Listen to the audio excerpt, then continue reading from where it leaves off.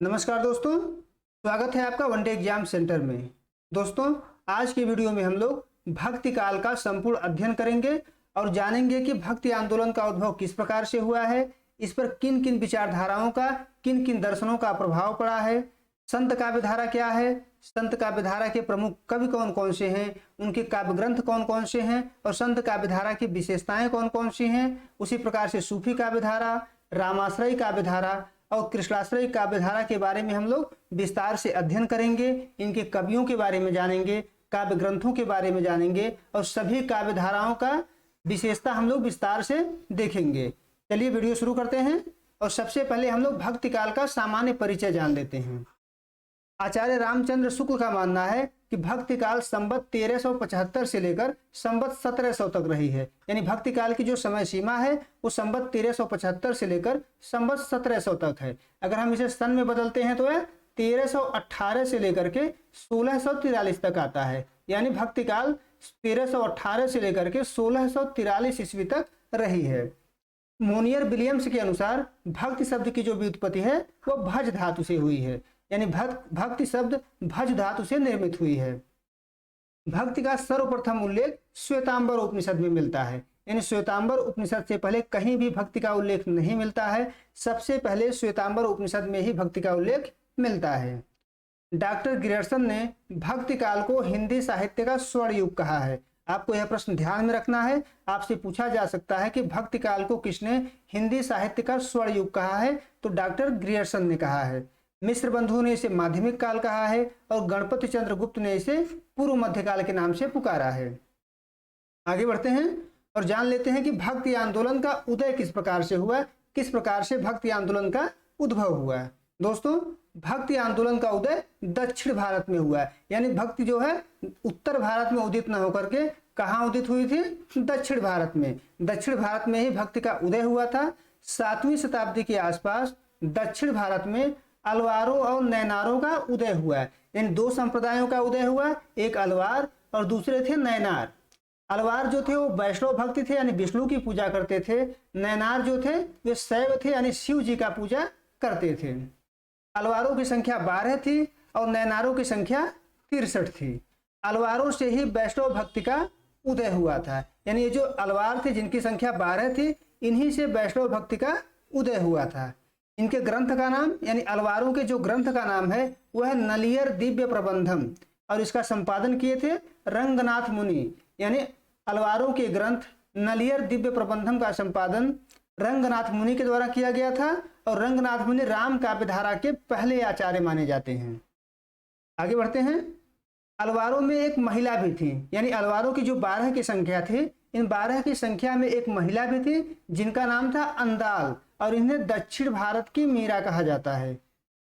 अंदाल को दक्षिण भारत की मीरा कहा जाता है। उत्तर भारत में भक्ति का प्रसार रामानंद के द्वारा किया गया था। यानी दक्षिण भारत में जब भक्ति उदित हो गई थी तो उत्तर भारत में उसको लाने का श्रेय रामानंद को जाता है। रामानंद को ही हिंदी में भक्ति काव्य का पुरस्कर्ता भी माना जाता है। आगे बढ़ते हैं। अलग अलग विद्वान दोस्तों भक्ति के उद्भव के कारण को अलग अलग मानते हैं। यहाँ हम ये देखेंगे कि कौन सा विद्वान भक्ति के उद्भव का क्या कारण मानता है। पहला नाम है ग्रियर्सन।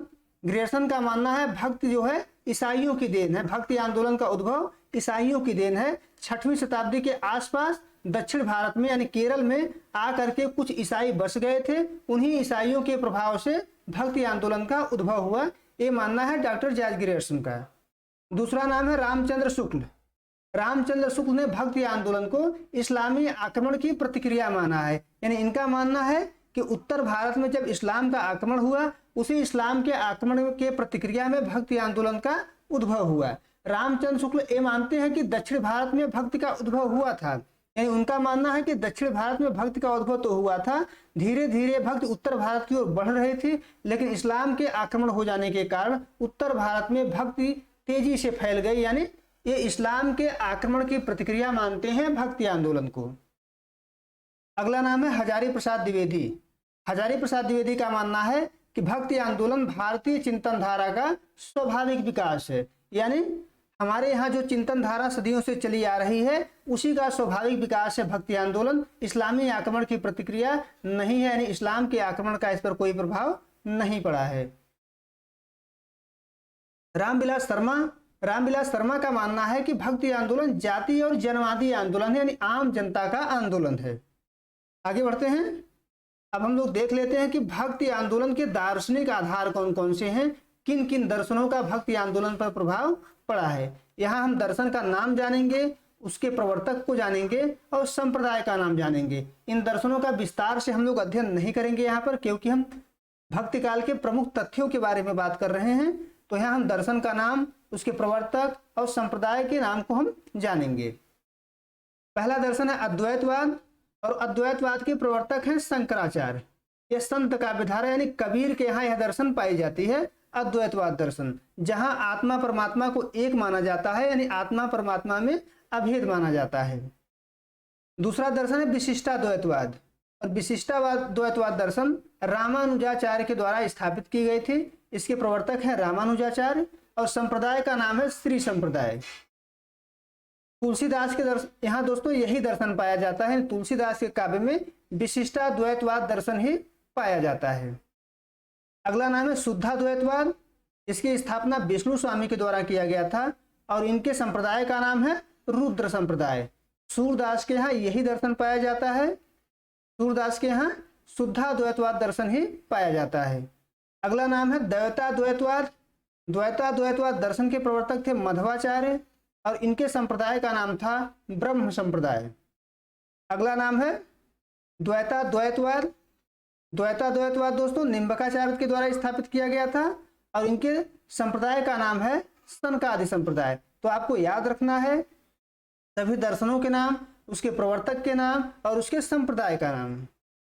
आगे बढ़ते हैं, और अब भक्ति काल के बारे में हम लोग विस्तार से अध्ययन करेंगे। भक्ति काल को दोस्तों मुख्य रूप से दो भागों में बांटा जाता है। एक निर्गुण भक्ति, जहां निर्गुण ईश्वर की भक्ति की जाती है, और दूसरा सगुण भक्ति, जहां ईश्वर के सगुण रूप की भक्ति की जाती है। निर्गुण भक्ति को भी हम दो भागों में बांटते हैं। पहला है संत काव्यधारा, और संत काव्यधारा के सबसे प्रमुख कवि हैं कबीर। दूसरा है सूफी काव्यधारा, जिसके सबसे प्रमुख कवि हैं मालिक मोहम्मद जायसी। सगुण काव्यधारा को भी दोस्तों दो भागों में बांटते हैं। पहला है कृष्ण काव्यधारा, जिसके सबसे प्रमुख कवि हैं सूरदास, और दूसरा है राम काव्यधारा, जिसके सबसे प्रमुख कवि हैं तुलसीदास। इन सभी काव्यधाराओं का, यानी संत काव्यधारा का, सूफी काव्यधारा का और कृष्ण काव्यधारा का, राम काव्यधारा का हम लोग विस्तार से एक एक करके अध्ययन करेंगे। तो चलिए शुरू करते हैं। पहला नाम है संत काव्यधारा। संत काव्यधारा दोस्तों भक्ति काल की पहली काव्यधारा है, यहीं से भक्ति काल की शुरुआत होती है, यानी संत काव्यधारा से ही भक्ति काल की शुरुआत होती है। इस काव्यधारा को यानी संत काव्यधारा को विद्वानों ने कई नामों से पुकारा है। तो हम देख लेते हैं कि कौन सा विद्वान संत काव्यधारा को क्या कहता है। पहला नाम है आचार्य रामचंद्र शुक्ल। आचार्य रामचंद्र शुक्ल संत काव्यधारा को ज्ञानाश्रयी शाखा कहते हैं, ज्ञानाश्रयी शाखा। हजारी प्रसाद द्विवेदी इसे निर्गुण भक्ति के नाम से पुकारते हैं, और राम कुमार वर्मा संत काव्यधारा को संत काव्य के नाम से पुकारते हैं। तो तीनों नाम आपको याद रखने हैं, कौन किसके द्वारा कहा गया है। आगे बढ़ते हैं। संत काव्यधारा के प्रथम कवि और प्रस्तोता, ये जान लेते हैं कि संत काव्यधारा के प्रथम कवि कौन हैं। तो आचार्य रामचंद्र शुक्ल और हजारी प्रसाद द्विवेदी, इन दोनों लोगों का मानना है कि कबीर दास संत काव्यधारा के पहले कवि हैं, और राम कुमार वर्मा का मानना है कि नामदेव जो महाराष्ट्र के थे संत काव्यधारा के पहले कवि हैं। तो दोनों का नाम आपको याद रखना है, कौन मानता है और कौन पहला कवि है। आगे बढ़ते हैं, और संत काव्यधारा के कवि और उसके काव्य ग्रंथों के बारे में हम लोग विस्तार से अध्ययन कर लेते हैं। पहला नाम है कबीर। कबीर जो है संत काव्यधारा के सबसे प्रमुख कवि हैं। इनका जन्म दोस्तों 1398 में हुआ था और मृत्यु हुई थी 1518 में। कबीर का जन्म काशी में हुआ था। ये जाति के जुलाहा थे और इनके गुरु का नाम था रामानंद, यानी कबीर के गुरु का नाम था रामानंद। लेकिन मुसलमानों ने कबीर के गुरु रामानंद को नहीं माना है। उनके अनुसार कबीर के गुरु का नाम था शेख तकी, जो एक प्रकार के सूफी फकीर थे। यानी मुसलमानों के अनुसार कबीर के गुरु का नाम शेख तकी था और शेख तकी एक सूफी फकीर थे। कबीर के वाणी का संग्रह उनके शिष्य धर्मदास ने 1464 ईस्वी में बीजक के नाम से किया है।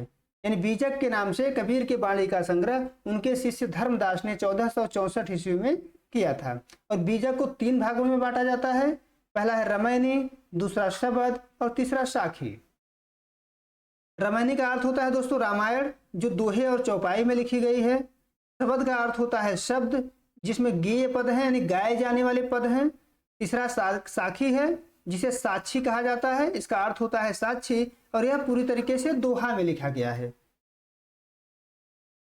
आगे बढ़ते हैं, कबीरदास की भाषा को देख लेते हैं, क्योंकि कबीरदास की भाषा पर हमेशा से विवाद रहा है और अलग अलग विद्वान उनकी भाषा के रूप को अलग अलग मानते हैं। तो हम यहाँ देखेंगे कौन सा विद्वान कबीर की भाषा को किस नाम से पुकारता है। पहला नाम है श्याम सुंदर दास। श्याम सुंदर दास कबीर की भाषा को पंचमेल खिचड़ी कहते हैं। आपसे पूछा जा सकता है कि किसने कबीर की भाषा को पंचमेल खिचड़ी कहा है, तो श्याम सुंदर दास ने कहा है। दूसरा नाम है रामचंद्र शुक्ल। रामचंद्र शुक्ल ने कबीर की भाषा को सधुक्कड़ी भाषा कहा है। तीसरा नाम है हजारी प्रसाद द्विवेदी, और हजारी प्रसाद द्विवेदी कबीर को भाषा का डिक्टेटर कहते हैं। आपसे ये प्रश्न पूछा जा सकता है कि किसने कबीर को भाषा का डिक्टेटर कहा है, तो हजारी प्रसाद द्विवेदी ने कहा है। कबीर दास के बारे में प्रमुख रूप से जानना है। उसके अलावा इस धारा के कुछ अन्य कवि भी हैं, यानी संत काव्य धारा के अन्य कवि हैं, जिनके नाम को आपको जान लेना है। पहला नाम है रैदास, जो मीराबाई के गुरु थे। इसके अलावा दादू दयाल, मलूक दास और सुंदर दास हैं। मलूक दास का प्रसिद्ध कथन है, आप लोगों को भी याद होगा, कि अजगर करे न चाकरी, पंछी करे न काम, दास मलूका कह गए सबके दाता राम।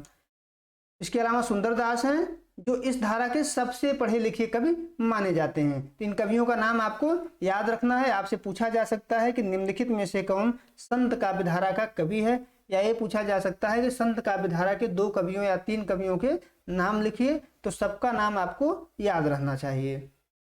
आगे बढ़ते हैं और संत काव्य धारा की विशेषताओं को देख लेते हैं कि संत काव्य धारा में कौन कौन सी विशेषताएं पाई जाती हैं।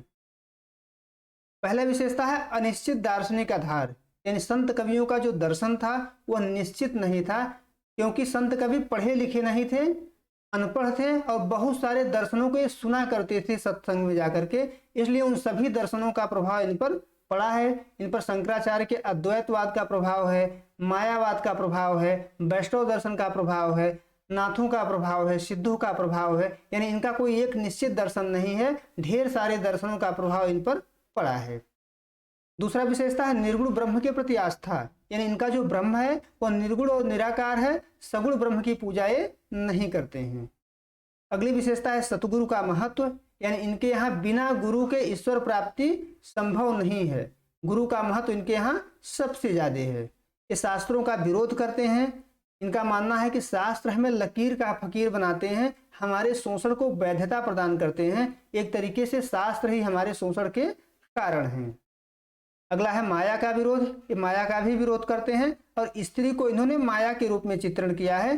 कबीर ने लिखा है कि नारी की झाई परत, अंधा होत भुजंग, कबीरा तिनकी कौन गति जो नित नारी के संग। अगली विशेषता है आडंबरों का विरोध। संत काव्य धारा के जो कवि हैं वो आडंबरों का विरोध करते हैं, चाहे वो पंडितों के द्वारा किया जाए, चाहे वो मौलवियों के द्वारा किया जाए। वो दोनों धर्म के आडंबरों का तीखे स्वर में विरोध करते हैं। इनके यहाँ रहस्यवाद भी पाया जाता है। रहस्यवाद दोस्तों आत्मा और परमात्मा के बीच भावनात्मक संबंध होता है, जिसमें आत्मा परमात्मा से मिलना चाहता है और न मिलने के बाद उसे विरह और बेचैनी महसूस होती है। अगली विशेषता है जातिवाद तथा वर्ण व्यवस्था का विरोध, यानी संत काव्य धारा के कवि जातिवाद, वर्ण व्यवस्था और छुआछूत इस प्रकार की चीजों का विरोध करते हैं। ये सांप्रदायिकता का भी विरोध करते हैं। अगली विशेषता है काव्य रूप। काव्य रूप दोस्तों इनके यहाँ मुक्तक काव्य के रूप में है, यानी ये छोटे छोटे पद लिखते हैं। प्रबंध काव्य, खंड काव्य इनके यहाँ नहीं पाया जाता है। भाषा इनकी सधुक्कड़ी है, जो कबीर की भाषा है, यानी इनके भाषा में कई प्रकार के बोलियों के पुट मिलते हैं, कई प्रकार की भाषाओं के शब्द मिलते हैं, जिसे सधुक्कड़ी भाषा कहा जाता है। आगे बढ़ते हैं और दूसरी काव्य धारा देखते हैं, सूफी काव्य धारा। यह फिर निर्गुण भक्ति के अंतर्गत ही आता है। यानी निर्गुण भक्ति के अंतर्गत जो दूसरी धारा है उसका नाम है सूफी काव्य धारा। यहाँ हम लोग सूफी काव्य धारा का अध्ययन विस्तार से करेंगे। सबसे पहले हम लोग जान लेते हैं कि सूफी काव्य धारा के प्रथम कवि कौन है और उसके प्रस्तोता कौन है, यानी कौन सा विद्वान सूफी काव्य धारा में किसको पहला कवि मानता है। तो पहला नाम है गणपति चंद्र गुप्त का, और गणपति चंद्र गुप्त का मानना है असाइद जो है सूफी काव्यधारा के पहले कवि हैं जिन्होंने 1370 ईस्वी में हंसावली नामक ग्रंथ की रचना की है। दूसरा नाम है रामकुमार वर्मा का। रामकुमार वर्मा ने मुल्ला दाऊद को सूफी काव्यधारा का पहला कवि माना है। इनका मानना है कि 1379 ईस्वी में मुल्ला दाऊद ने चंदायन नामक ग्रंथ की रचना की थी, जो सूफी काव्यधारा का पहला ग्रंथ है। अगला नाम है हजारी प्रसाद द्विवेदी। हजारी प्रसाद द्विवेदी का मानना है कि ईश्वर दास सूफी काव्यधारा के पहले कवि हैं जिन्होंने 1501 ईस्वी में सत्यवती कथा की रचना की थी।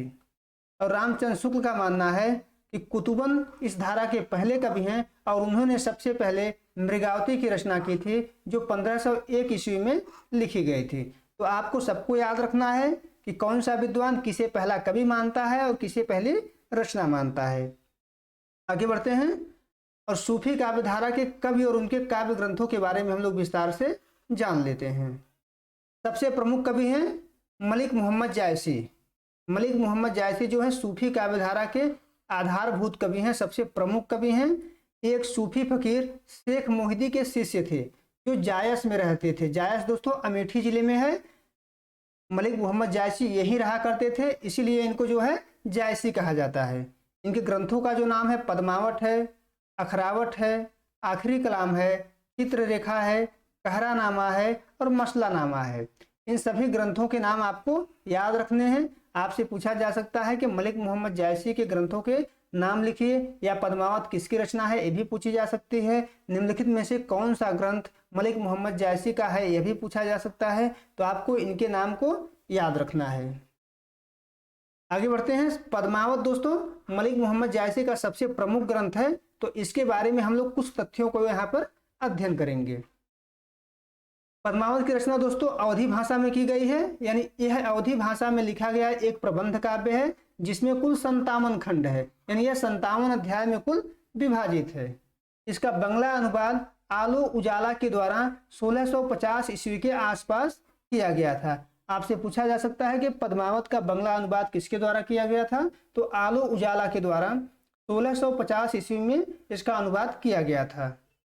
डॉक्टर विजय देव नारायण शाही ने पद्मावत को त्रासदी कहा है, यानी ट्रेजिडी कहा है। डॉक्टर विजय देव नारायण शाही ने पद्मावत का प्रत्येक पात्र दोस्तों किसी न किसी का प्रतीक है। आपको इसे याद रखना है कि कौन सा पात्र पद्मावत का किस चीज का प्रतीक है। यहाँ हम देख लेते हैं।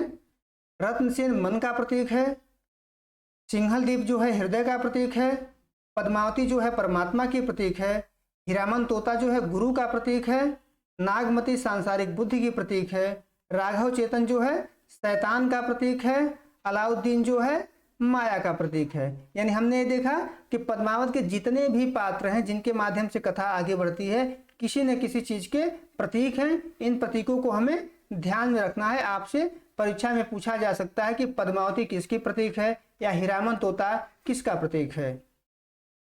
आगे बढ़ते हैं। सूफी काव्यधारा के अन्य कवि और उनके काव्य ग्रंथों के बारे में जान लेते हैं एक एक करके।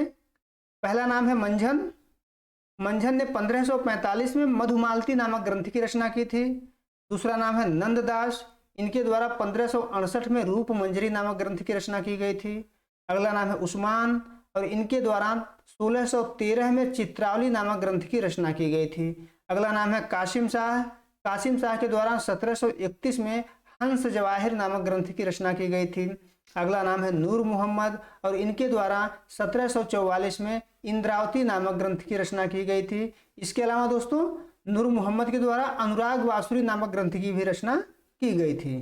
सर्वाधिक प्रेमाख्यान काव्य यानी सर्वाधिक सूफी काव्य जान कवि के द्वारा लिखा गया है। इन्होंने कुल 74 ग्रंथ लिखे हैं। कुल 74 ग्रंथ जान कवि के द्वारा लिखा गया है। आगे बढ़ते हैं और अब देख लेते हैं कि सूफी काव्य धारा में कौन कौन सी विशेषताएं पाई जाती हैं। इनकी विशेषताएं कौन कौन सी हैं। पहला विशेषता है तसव्वुफ दर्शन पर आधारित, यानी जो सूफियों का दर्शन है उसका नाम है तसव्वुफ। तसव्वुफ दर्शन पर आधारित इनकी सभी ग्रंथ होते हैं। तसव्वुफ दर्शन में दोस्तों इश्क मजाजी से इश्क हकीकी को प्राप्त करने की कोशिश की जाती है, यानी लौकिक प्रेम से अलौकिक प्रेम को प्राप्त करने की कोशिश की जाती है। दूसरी विशेषता है प्रेम की मूल्य के रूप में स्थापना, यानी सूफी काव्यधारा में प्रेम को एक मूल्य के रूप में माना जाता है। प्रेम के माध्यम से ही ईश्वर को प्राप्त किया जा सकता है, इनका मानना है, सूफी कवियों का मानना है। अगली विशेषता है सांस्कृतिक समन्वय, यानी ये दो संस्कृतियों में समन्वय करवाते हैं, हिंदू मुसलमानों के बीच समन्वय करवाते हैं, दो लिपियों के मध्य समन्वय करवाते हैं, दो भाषाओं के मध्य समन्वय करवाते हैं। तो सांस्कृतिक समन्वय सूफी काव्यधारा की एक प्रमुख विशेषता है। अगली विशेषता है गुरु की प्रतिष्ठा। जिस प्रकार से संत काव्यधारा में गुरु का महत्व था, उसी प्रकार से सूफी काव्यधारा में भी गुरु का महत्व है। बिना गुरु के ईश्वर प्राप्ति संभव नहीं है। एक अंतर है यहाँ पे, सूफी काव्यधारा में कभी गुरु का मनुष्य होना अनिवार्य नहीं है। यहाँ गुरु कोई भी हो सकता है, पशु हो सकता है, पक्षी हो सकता है, पेड़ हो सकता है, पौधा हो सकता है, कोई भी गुरु यहाँ पर हो सकता है। जैसे पद्मावत ग्रंथ है, पद्मावत ग्रंथ में तोता क्या है? गुरु है। हीरामन तोता गुरु है, तो एक पक्षी है, तो गुरु यहाँ पर कोई भी हो सकता है। अगली विशेषता रहस्यवाद है। रहस्यवाद जिस प्रकार से संत काव्यधारा में थी, उसी प्रकार से यहाँ भी है। अगला है प्रकृति का रागात्मक संबंध, यानी सूफी काव्यधारा में प्रकृति के प्रति रागात्मक संबंध है। रागात्मक संबंध का मतलब जो पात्र होते हैं उनके दुख में प्रकृति दुखी होती है और सुख में प्रकृति सुखी होती है।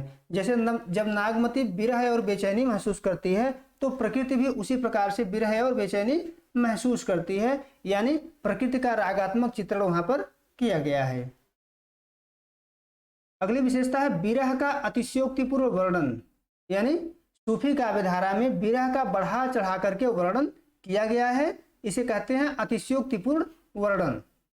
अगली विशेषता है काव्य रूप। काव्य रूप दोस्तों यहाँ पर प्रबंध काव्य हो जाएगा, क्योंकि इन्होंने मुक्तक काव्य नहीं लिखे हैं, प्रबंध काव्य लिखे हैं। इन्होंने खंड काव्य भी नहीं लिखे हैं, केवल और केवल प्रबंध काव्य की रचना इनके द्वारा किया गया है।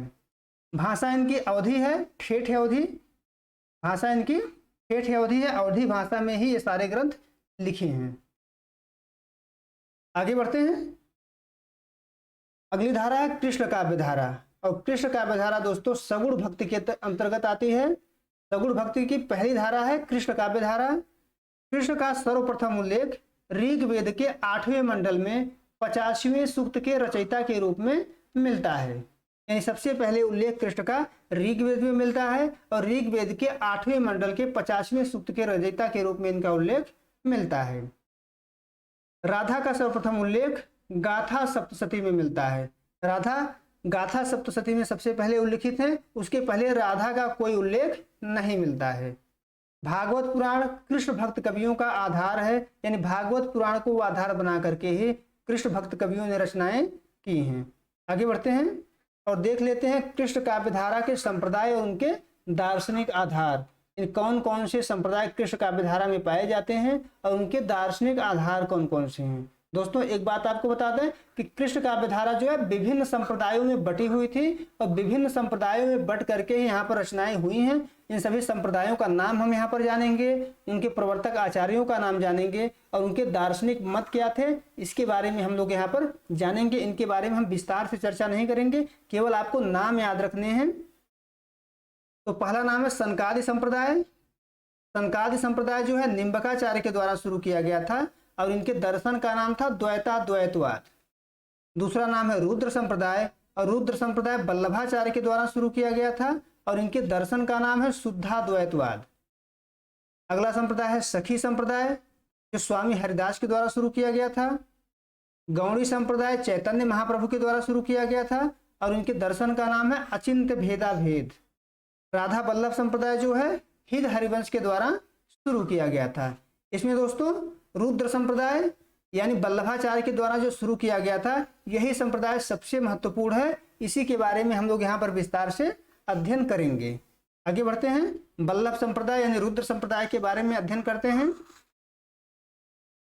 वल्लभाचार्य इसके प्रवर्तक थे, और इनका जन्म हुआ था 1478 में, और मृत्यु हुई थी 1530 में। इनका जन्म स्थान है चंपारण।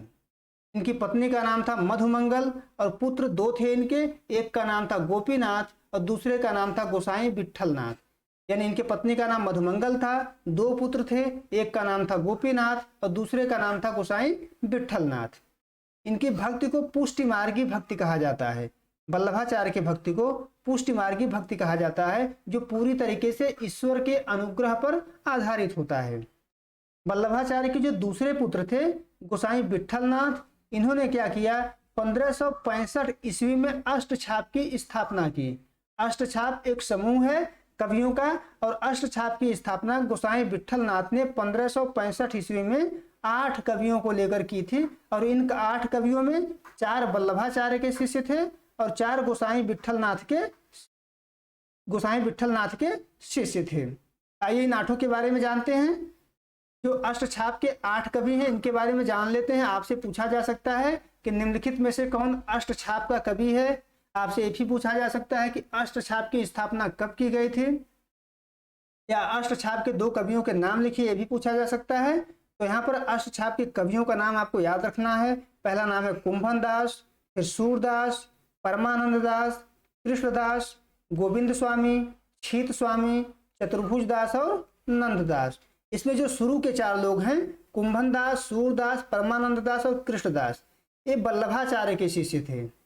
और उसके बाद गोविंद स्वामी, छीत स्वामी, चतुर्भुज दास और नंददास गोसाई विट्ठलनाथ के शिष्य थे। तो आपको याद रखना है कौन जो है वल्लभाचार्य के शिष्य थे और कौन गोसाई विट्ठलनाथ के शिष्य थे।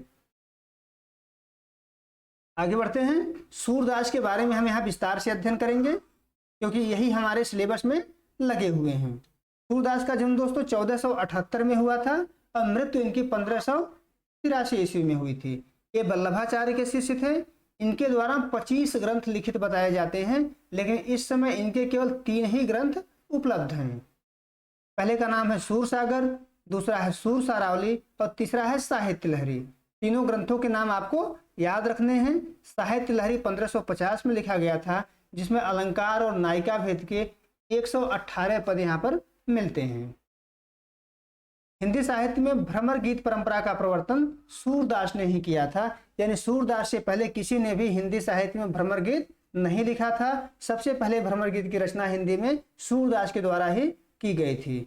आचार्य रामचंद्र शुक्ल ने भ्रमर गीत का संपादन भ्रमर गीत सार के नाम से किया हुआ है। सूरदास को वात्सल्य रस का सम्राट माना जाता है, क्योंकि कृष्ण के बाल लीलाओं का वर्णन इन्होंने बड़ी ही मधुरता और कुशलता पूर्वक किया हुआ है। आगे बढ़ते हैं। अब कृष्ण काव्यधारा की विशेषता जान लेते हैं कि कौन कौन सी विशेषताएं कृष्ण काव्यधारा में पाई जाती हैं। तो पहला है विभिन्न दर्शनों का प्रभाव। हम कृष्ण काव्यधारा के शुरू में ही विभिन्न दर्शनों को देख लिए हैं कि कृष्ण काव्यधारा में कौन कौन से दर्शन पाए जाते हैं। उन सभी दर्शनों का प्रभाव यहाँ पर दिखाई देता है। दूसरा है लीला में अखंड विश्वास, यानी श्री कृष्ण के लीला में कृष्ण भक्त कवियों का अखंड विश्वास है। वे उनके लीला पर ही कविताएं लिखते हैं, उनके लीला का श्रवण करते हैं, उन्हीं के लीला का गायन ये सब करते हैं। अगली विशेषता है वात्सल्य का विशद चित्रण, यानी कृष्ण काव्यधारा में वात्सल्य रस का विस्तृत चित्रण मिलता है। कृष्ण के बाल लीलाओं का चित्रण इनके यहाँ खूब मात्रा में मिलता है। अगला है प्रेम की विराट कल्पना, यानी इनके यहाँ जो प्रेम की कल्पना है वह अत्यंत विराट है। प्रत्येक गोपी को कृष्ण से प्रेम करने का अधिकार है। अगला है युग जीवन से कम संबंध, यानी समाज से कटी हुई कविता है, अपने आप में मस्त रहने वाली कविता है। उनको समाज से कोई मतलब नहीं है, केवल उनको कृष्ण से मतलब है, कृष्ण की लीलाओं से मतलब है। समाज में क्या हो रहा है इनसे कोई मतलब यहाँ पर नहीं है, यानी युग जीवन से कम संबंध है। अगली विशेषता है प्रकृति के साथ रागात्मक संबंध। प्रकृति के साथ रागात्मक संबंध का मतलब यह हुआ कि गोपियां जब दुखी होती हैं तो प्रकृति भी दुखी होती है, गोपियां जब सुखी होती हैं तो प्रकृति भी सुखी होती हैं, यानी उनके साथ उनका रागात्मक संबंध पाया जाता है, भावनात्मक संबंध के प्रकार से पाया जाता है।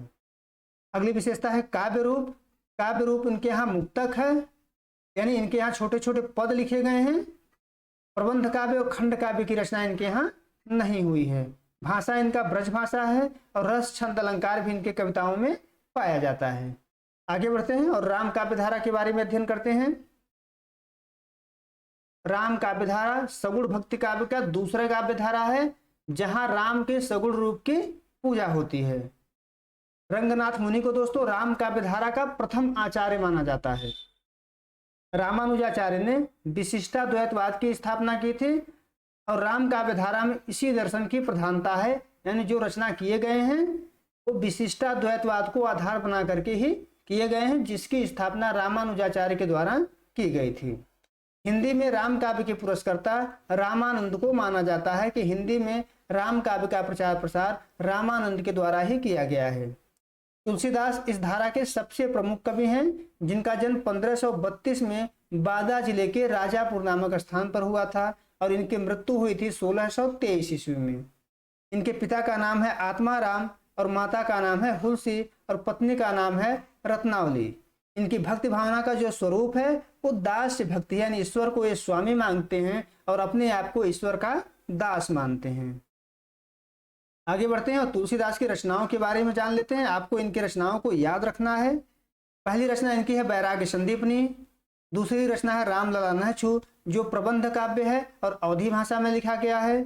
जानकी मंगल प्रबंध काव्य है, अवधी भाषा में लिखा गया है। रामचरितमानस भी प्रबंध काव्य है और अवधी भाषा में लिखा गया है। पार्वती मंगल भी प्रसिद्ध प्रबंध काव्य है और अवधी भाषा में लिखा गया है। विनय पत्रिका जो है यह भी गीत काव्य है एक प्रकार का और ब्रज भाषा में लिखा गया है। आपको ध्यान रखना है कि विनय पत्रिका ब्रज भाषा में लिखा गया है, अवधी में नहीं लिखा गया है। दोहावली जो है मुक्तक रचना है और ब्रज भाषा में लिखा गया है। बरवे रामायण जो है मुक्तक काव्य है और अवधी भाषा में लिखा गया है। कवितावली जो है मुक्तक काव्य है और ब्रज भाषा में रचना की गई है। इसमें 3 ग्रंथ सबसे महत्वपूर्ण हैं। एक कवितावली हो गई, दूसरी विनय पत्रिका और तीसरा रामचरितमानस। इन तीनों को आपको याद रखने हैं। आगे बढ़ते हैं, राम काव्यधारा की विशेषताओं को देख लेते हैं कि राम काव्यधारा की कौन कौन सी प्रमुख विशेषताएं हैं। पहली विशेषता है राम के सगुण रूप की भक्ति, यानी राम काव्यधारा में राम के सगुण रूप की पूजा की जाती है। यहाँ राम जो है सगुण है, निर्गुण नहीं है, कबीर के राम की तरह नहीं है। यहाँ राम के सगुण रूप की पूजा होती है। अगली विशेषता है मर्यादा पर बल। राम काव्यधारा में मर्यादा पर बल दिया जाता है, यानी एक आदर्श राजा कैसा होता है, एक आदर्श प्रजा कैसा होता है, आदर्श भाई कैसा होता है, आदर्श पत्नी कैसी होती है, इस पर बल दिया गया है, यानी मर्यादा पर बल दिया गया है। लोक मंगल की साधना इनके यहाँ पाई जाती है, यानी इनके राम जो हैं लोक कल्याण के लिए जन्म लिए हुए हैं, लोक कल्याण के लिए वनवास होता है इनका। कुल मिला जुला करके लोक मंगल की साधना इनके काव्य में पाया जाता है। इनके दृष्टि में समन्वय पाई जाती है, यानी ये 2 धर्मों के बीच, 2 पंथों के बीच समन्वय स्थापित करना चाहते हैं। जैसे इन्होंने शैव धर्म और वैष्णव धर्म के बीच समन्वय स्थापित किया है, संन्यास और गृहस्थ जीवन के बीच समन्वय स्थापित किया है, राजा और प्रजा के बीच समन्वय स्थापित किया है। तो समन्वय इनके यहाँ सबसे प्रमुख विशेषता है। अगला है गहन राजनीतिक, यहाँ गहन लिख लीजिएगा, गहन राजनीतिक बोध, यानी राजा कैसा होता है, प्रजा कैसा होता है, राज्य कैसे चलना चाहिए, क्या क्या नीतियां हैं, इनके यहाँ ये सभी बोध पाए जाते हैं, यानी गहन राजनीतिक बोध इनकी एक प्रमुख विशेषता है। नारी के प्रति परंपरागत दृष्टिकोण पाया जाता है यहाँ पर। हालांकि तुलसीदास ने लिखा है कि कत विधि सृजे नारी जग माही, पराधीन सपने सुख नाही। इसके बावजूद भी नारी के प्रति इनके यहाँ परंपरागत दृष्टिकोण ही पाया जाता है। बड़ व्यवस्था का ये समर्थन करते हैं। काव्य रूप इनके यहाँ प्रबंध काव्य के रूप में मिलता है। मुक्तक काव्य इनके यहाँ बहुत कम मात्रा में लिखे गए हैं। भाषा इनकी अवधी है, लेकिन कुछ रचनाएं ब्रज भाषा में भी इनके यहाँ मिलती हैं। उम्मीद है दोस्तों आपको आपको भक्ति काल के संपूर्ण तथ्य समझ में आ गए होंगे कि भक्ति काल क्या है, किस प्रकार से इसका उद्भव हुआ, कौन कौन सी काव्यधाराएं यहाँ पर हैं, उन काव्यधाराओं के कवि कौन कौन से हैं, उनकी विशेषताएं कौन कौन सी है, इन सभी के बारे में आपने समझा होगा। आप हमारे चैनल को सब्सक्राइब करिए, वीडियो को लाइक करिए, शेयर करिए। बहुत बहुत धन्यवाद।